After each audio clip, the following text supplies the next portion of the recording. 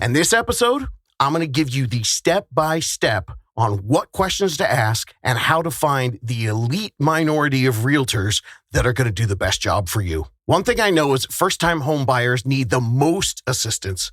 But unfortunately, for decades, real estate companies have been passing you off to inexperienced, unqualified, and straight-up incompetent realtors. And this accepted practice in the industry is spreading false hopelessness and destroying the very fabric of the American dream. The good news is there are solutions out there, and there's hope for you, but it really takes the use of the right realtor, the right real estate support team. So now you're thinking, all right, well, how do I find that person, David? Who do I trust? Well, that's the reason why this podcast is so necessary. 71% of all active realtors didn't sell one home in 2024.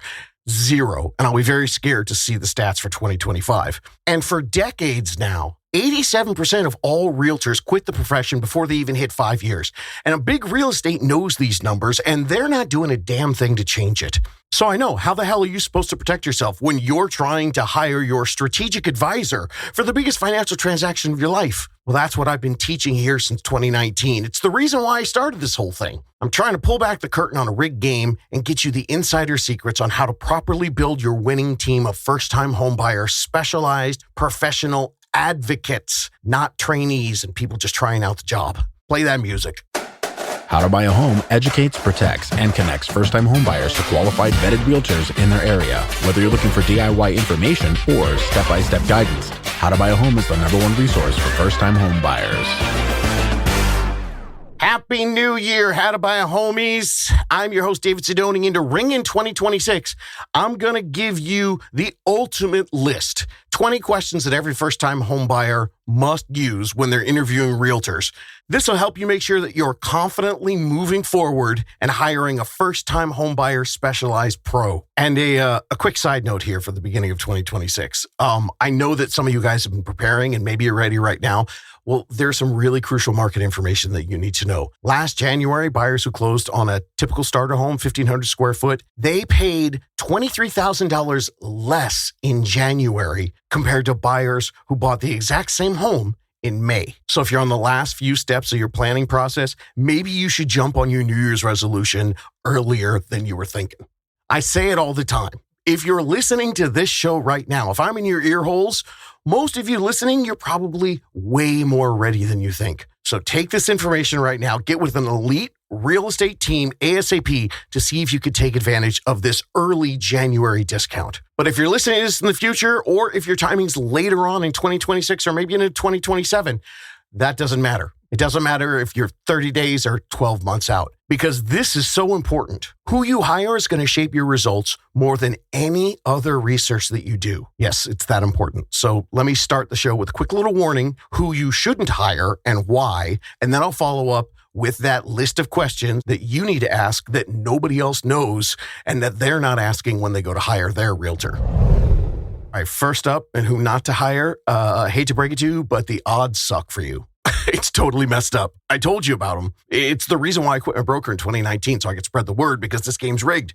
87% trying out the profession. Geez, that's only a 13% chance that you're going to hire someone with the skill to make it a positive experience. An inexperienced realtor, they can quietly give away your money throughout the transaction, and you won't even know that it's happening. The realtors, they're not doing it on purpose. They're not evil. They're just dangerously undertrained and underqualified. And I don't blame you either. It's not your fault for getting into this trap. I mean, look at the numbers. Even if you do your best, I know you're not careless. I know you're taking this seriously. You're rightfully assuming that if someone calls himself a professional in this industry, that person must be taking it seriously too. But the truth bomb bummer is, the real estate corporate machine is built for profits, and they knowingly have created a system with the majority of quote-unquote licensed realtors who are completely unfit to serve the needs of first-time homebuyers. And they're counting on you to believe that licensed realtor is completely fully trained and ready there to do their job and perfect to protect you. I mean, come on, they've got a license, right? So they have to be able to represent you competently when you're a first-time homebuyer.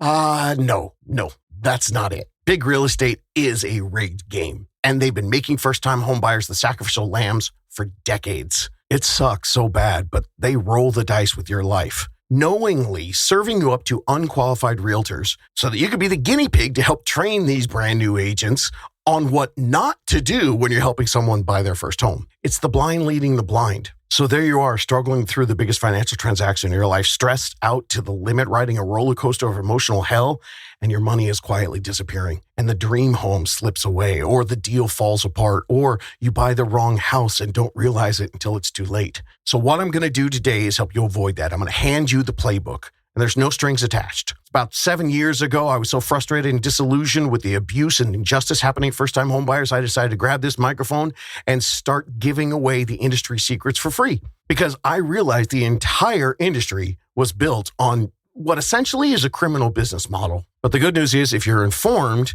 you can learn the right tactics and you can work your way around this corrupt system. Right now, we currently have 3 million licensed realtors. But if every buyer used this list of 20 questions, 2 million of those realtors, they probably would have to quit because this list would weed them out. This is going to raise the standard of who you hire. I call the top tier realtors unicorns, and our unicorn realtor network is available to you. But I want you to know I'm giving this list away to everybody, and I'm giving it away for free. And you can use it to interview any realtor that you would like. Use it with whoever you want. I really don't care. My mission here is to increase the percentage of people getting the service that they just should have, the service they deserve. And I will do that through any means possible. Use a unicorn, don't use a unicorn, doesn't matter to me. But this list will help you know that you're finding a team that's going to keep you protected and get you the best deal. Let me give you a quick warning before I do this list.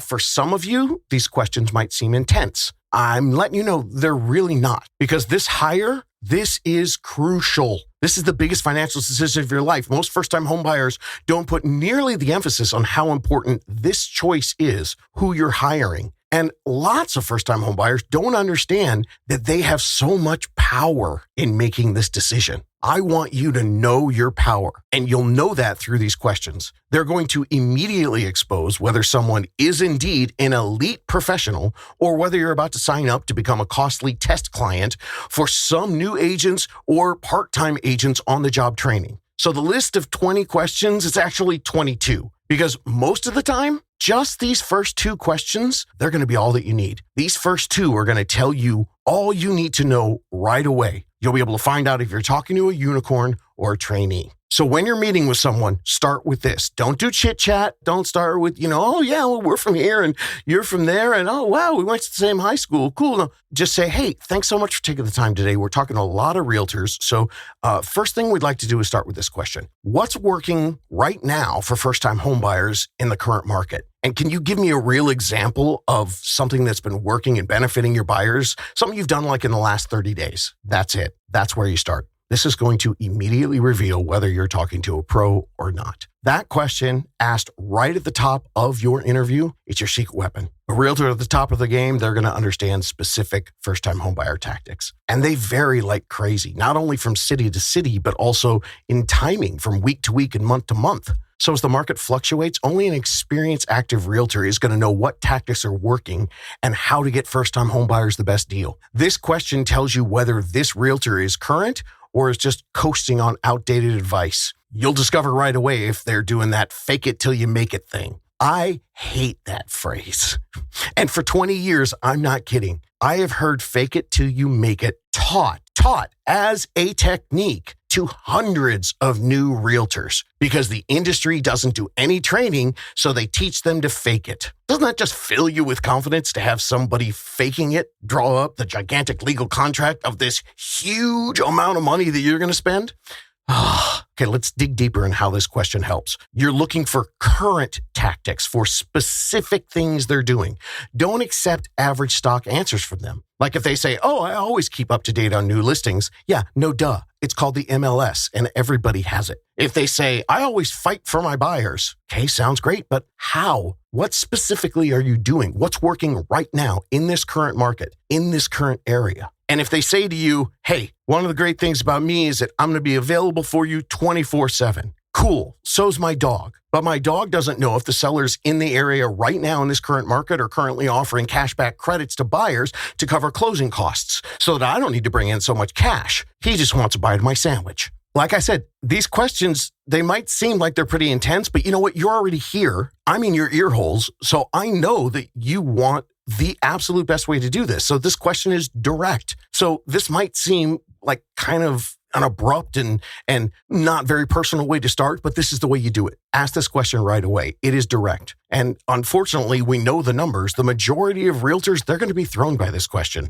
So you're not wasting your time. But you know what? That's fine. You don't want average. You want the best. And the best in the market are out there on the daily, discovering what they can do to serve their clients at the highest level. And for you, when it comes to hiring a realtor, remember, you are in the driver's seat. You have so much more power than you realize. The realtor that you hire, who ends up being what we call your buyer's agent, most of the time, they are paid for almost completely and oftentimes entirely by the seller. That levels the playing field for anyone. And this is true even after the big real estate commission legal changes that happened in 2024. The most recent information came out, and it turns out sellers are still paying at the usual level, with the seller paying for most or all of your agent, the person that you hire. That levels the playing field for everyone. You don't have to be rich like celebrities who get in trouble and then hire a $5,000 or $10,000 an hour attorney to represent them. If you got in the same trouble, you couldn't afford that person. But in real estate, the top dollar realtors, they're available to everyone.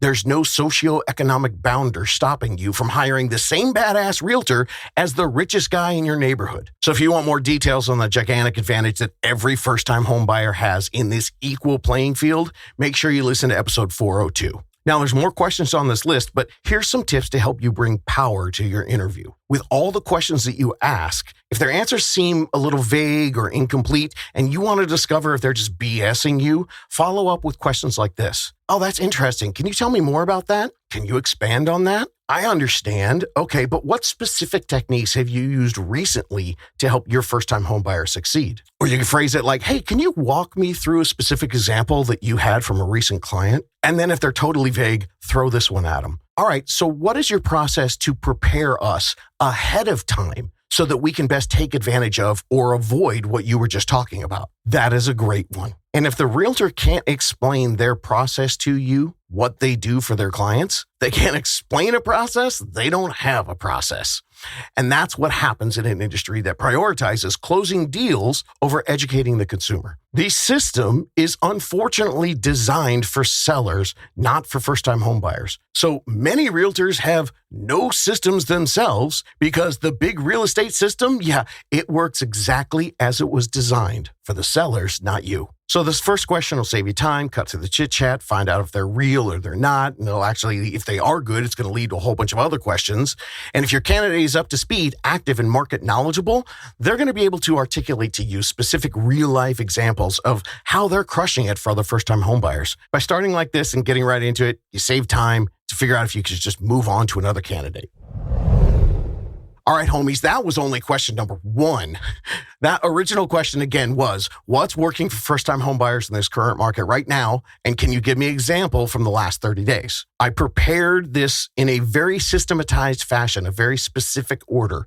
So with that in mind, the second question, it's question 2, but it's really kind of like there was 1A and 1B. It's a tag team to the first question. The answers to these 2 questions will actually reveal to you the 2 main qualities that make up a world-class top 1% first-time homebuyer realtor. What we're looking for is, number 1, their experience, which assures you that they can maximize all your options in the current market. And number 2, we also want to find experienced people who give a damn about first-time homebuyers.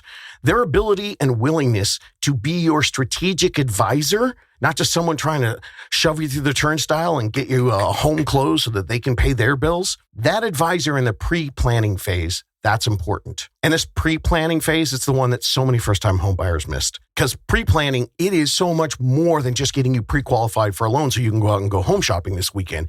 It's about that professional sharing all their expertise with you so you can build your perfect strategy, buying in the best way for you, aligning your goals, your finances, and your best timing, all well before you ever get in a car and start looking at houses. You're not looking to hire someone who's just going to open doors, write offers, and execute a deal. Question 2 is going to help you hire someone to guide you completely to discover all your options well before you get out there. So when you do get in the game, you have tons of different options that you've figured out that will help you get the best deal. Most first-time homebuyers totally miss this step. They don't realize this is what differentiates an adequate realtor from an exceptional advocate. And that is vital to you getting the maximum out of your whole home purchase journey. So question 2, to find out if you're working with the best of the best of the best, it's this. What specific planning and strategy will we do starting today to build our leverage so we can maximize our home buying options before we ever go look at homes? What are we going to do? What can we start today to do that? What you should hear from your interviewee is a plethora of tactics, strategies, and systems that they have used with other first-time home buyers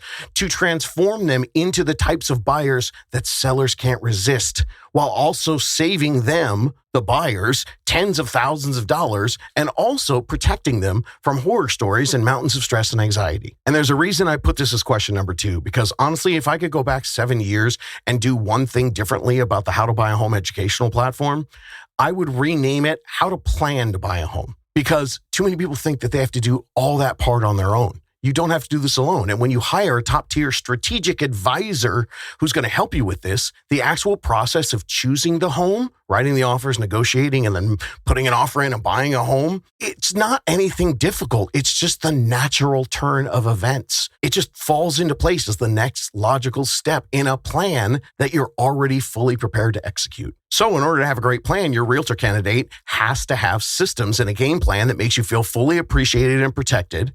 And actually, you should feel freaking giddy that your potential professional representative has dozens of tactics to turn you into a far better buyer than you ever imagined you could be. So with those 2 questions combined with the education library here on the podcast, it truly should be all you need. Now, I'll give you the other 20 questions. And of course, we've got the entire education in the podcast library here. But those 2 questions, you should be able to figure out if you're talking to a unicorn realtor or you're talking to an average Joe. Or worse, you're talking to a donkey. Now, as you go through the rest of these 20 questions, many of them may have been answered from the 2 secret weapon questions. And also, you should know this list has no softball questions, no general vague questions like what makes your service different from other realtors. These are specific. So here we go. Here's the rest of the questions.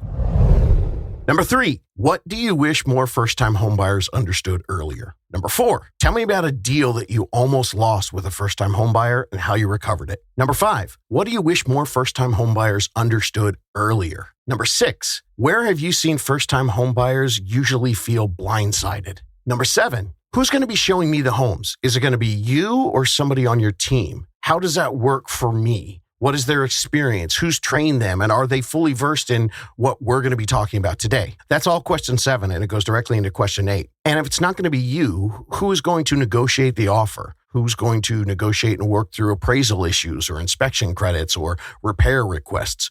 Who's going to be the person driving all of that? So questions 7 and 8, they go together, and they're all about what I like to call the team trap. You know, there are lots of phenomenal agents out there with great reputations, and you go and you think, oh, I'm going to go work with that person, but you don't end up working with them. You end up working with their team. Now, there are some rare instances like unicorn teams. They've got realtors, but they also have buyer's agents. But those buyer's agents are exceptionally trained and they're first-time homebuyer specialists. And of course, when that happens, you get the added bonus of having a unicorn leader and a properly trained unicorn buyer's agent. And you're going to have that entire team working for you as advocates. But a lot of times, it's a straight bait and switch, built on the way the real estate industry works, where you get the big name top agent, they sell tons of homes, and that's why their name gets at the top of Google. And then you call them and they hand you off directly to one of their numbers factory trainee agents who are not the person that you thought you were hiring. So be careful with that. Use those questions to find out how well trained they are. And you will really find out through questions 1 and 2 if that team member is a quality trained person. And remember, all of that experience that the team has, that doesn't mean squat to you if that person isn't working directly with you or for you. The person that you end up spending most of your time with working directly, if that person can't answer questions 1 and 2, that's really not going to be able to help you out. And especially when we're talking about the pre-planning and reviewing the strategies and advising on constructing your offers and stepping into the negotiations. So remember, ultimately, when you hire a team, that's great, but you're not hiring a logo or their position on Google. You need to find out who's going to be working with you. Question number 9 is a good one just to make sure you know who's going to be helping, because real estate ends up being kind of 24/7. You ask them, who's going to cover for you if you're unavailable? Who will I be talking to? Question 10, what neighborhoods are hardest for first-time homebuyers right now? And can you explain to me why? Question number 11, what inspection issues come up most for homes in this area? Question number 12, could you show me the email template that you use when you submit our offer? Okay, I know it's going to be a weird one. I've put it right here in the list on purpose, and you're like, what the hell does that mean? I'm telling you, gang, this is another killer question to know if you're dealing with a professional agent or someone with no system. Here's why. You see, in the old days, we used to present offers face-to-face, and then we used fax machines. Now it's email. And nowhere in licensing school do they teach anybody who's getting a license to be a realtor how to write that email, how to present a clean, professional, persuasive, and strategic offer. But a lot of times that email is your first and maybe even only impression to the seller and the listing agent, the person selling the home. And your buyer's agent, they've got one chance to make you look like the strongest buyer, as well as to make the impression that your representative is organized and easy to work with. It goes a long way with the listing agent and the seller. I mean, if someone sends me an email with 75 different attachments and it's chaotic message, or it's just super short, like, hey, here's the offer on 123 Main Street, that person is not representing you at the highest level. A good template presentation of an offer, it tells your story, clearly presents your strengths, and it makes it easier for the seller to say yes to you. Whereas a bad email, I know it sounds ridiculous, but that can kill even a great offer, great price, great terms. These listing agents, they're busy people. And the seller, they're also incredibly emotional. So it's your realtor's job to make the other realtor's job as easy as possible by presenting a clean, wonderful looking offer that they're going to be excited about showing to the seller. This question right here, it's a little hardcore, but it's basically truth serum.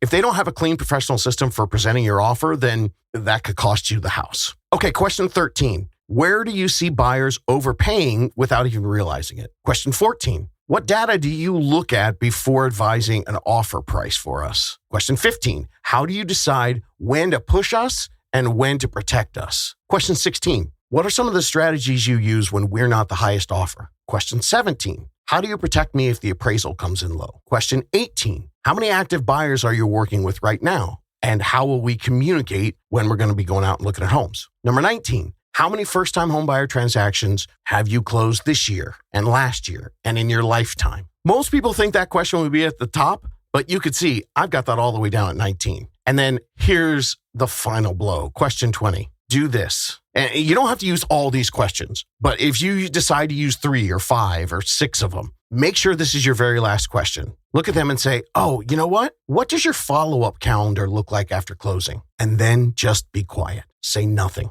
Do not clarify what you mean. Do not explain. Just say, what does your follow-up calendar look like after closing? And then shut up. Now, if they stare at you blankly, I would just get up and leave the office. I would close the Zoom. And there's a reason for that. Business systems matter. And having a business plan in place to serve you, their client, after the check clears, that's going to differentiate the pros from the soon-to-be washouts.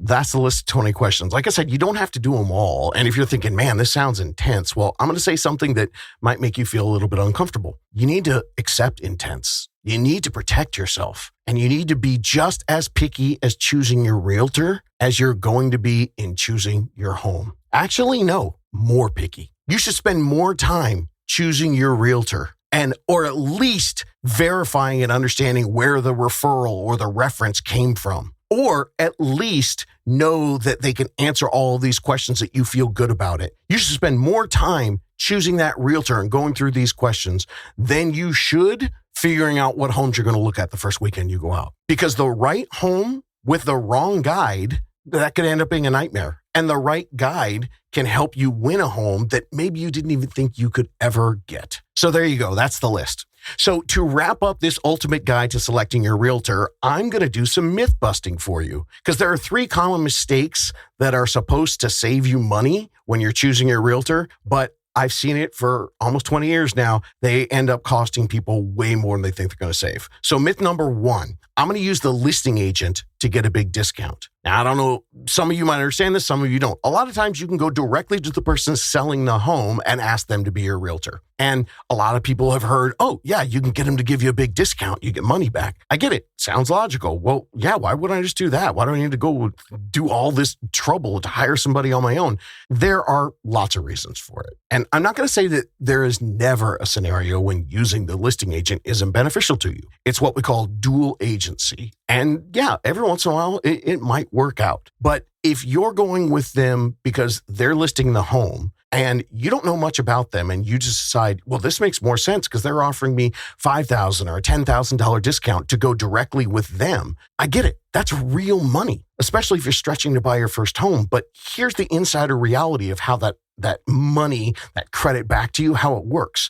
The listing agent, they were hired by the seller first. They already have a contract with them signed, which means they owe their fiduciary duty to this seller. Yeah, they're putting their finances ahead of yours because they're already signed with them. So when negotiations get tense, and oftentimes they do when you've got inspections, appraisals, and termite and all the other stuff with buying a home, who do you think is going to get the most protected? The seller, because they're the person that signed with the agent first. And then here's parts of the whole process that buyers never see. Any discount that you're getting, it could have been saved and most of the time exceeded in your savings if you'd had your own professional advocate representing you on your behalf, because there are negotiations on things like the original price of the home, obviously. But then we're going to get deeper into repair credits, appraisal strategy, timing tactics on when the home is going to close. And because a lot of those things might affect you financially. And then, of course, not to mention inspection concessions after they've gone ahead and figured out what's wrong with the home. And then you're going to be dealing with all kinds of things like termite and sewer and potential closing cost credits, and a whole lot more. So all of that, most of the time, I tell people, look, I understand they're offering you $5,000 in credit. I'm telling you, with the right agent, you're probably going to end up saving yourself $10, $15, $20, even $30,000 or $40,000 in a transaction with money that you wouldn't even know was possible for you if you didn't have your own representation. And then the last thing about this dual agencies, don't forget that most listing agents, they're trying to sell the home at the super high price because they want to be the neighborhood specialist that gets the most home and the most money for all the sellers in town. So a high price sale, that's future business for them. Keep that in mind if you think that they're going to have your best interest at heart. Okay, and speaking of discounts, we'll move to myth number 2. I understand there are a lot of discount agents out there, and a lot of people think, hey, I'm going to use that agent who's going to give me a kickback from their commission. Because you know what? A realtor doesn't do much anyway. Okay, well, the reason why these discount agents don't necessarily save you money, or the money they save you is actually far less than you get saved if you went with an elite unicorn style agent.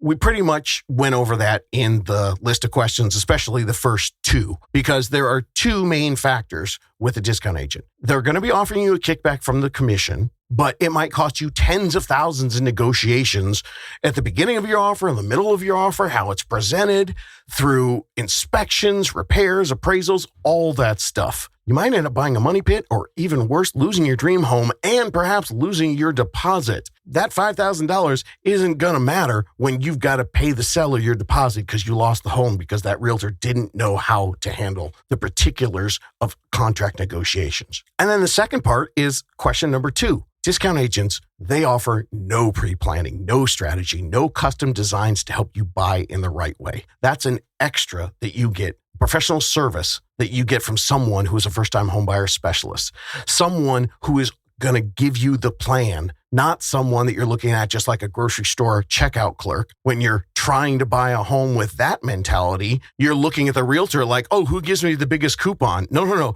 You're not looking for the checkout clerk. You're hiring a strategic advisor who's going to work with you months before you ever even walk in the store. So just change your mindset a little bit. Finding a home, that's easy. They're all online now. Anybody can do it. Any reasonably intelligent person can do it right now. But that's not where the realtors earn their money or lose you money. It's in the answer to question number 2, helping you build your strategy and find your best options. And I don't love saying this next part of this myth busting, but that goes for your cousin or your friend who's a part-time agent who just got their license. Look, I understand they probably got great intentions for you, but what they don't know can cost you dearly. Now, myth number 3, I met someone in an open house. They seemed awesome, Because here's the deal. Going to an open house and hiring the agent there is like walking into one shoe store, trying on one pair of shoes and buying that. Never trying on other shoes, never going to other shoe stores, just doing the first thing that you find. Or it's like marrying the first person that you go on one date with that goes okay. I mean, can that work? Sure. But statistically, is it a terrible plan? Also, yes. And the dirty little secret of open houses is that the realtors who are there, do you know who runs them? Most of the time, it's new agents because it's agents who need clients. They're there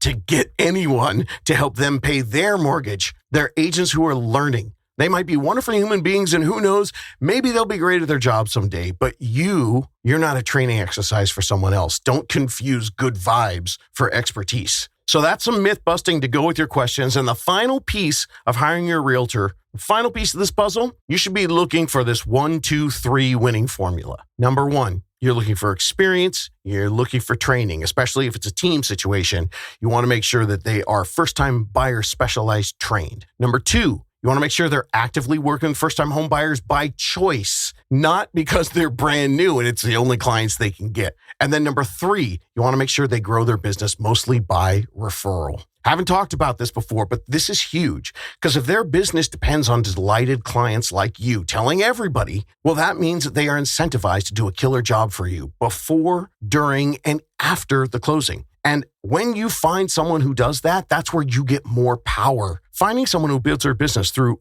good words from their past clients, oh, that's amazing because now you're the star. And they have to earn from you the knowledge that you're going to be able to tell everybody, yeah, man, that person was awesome. They have to protect you in the transaction. They have to guide you. They have to have better systems set up to do that for you. They have to have better communication, better follow through, and most importantly, better preparing you before you buy the home, tools and tactics.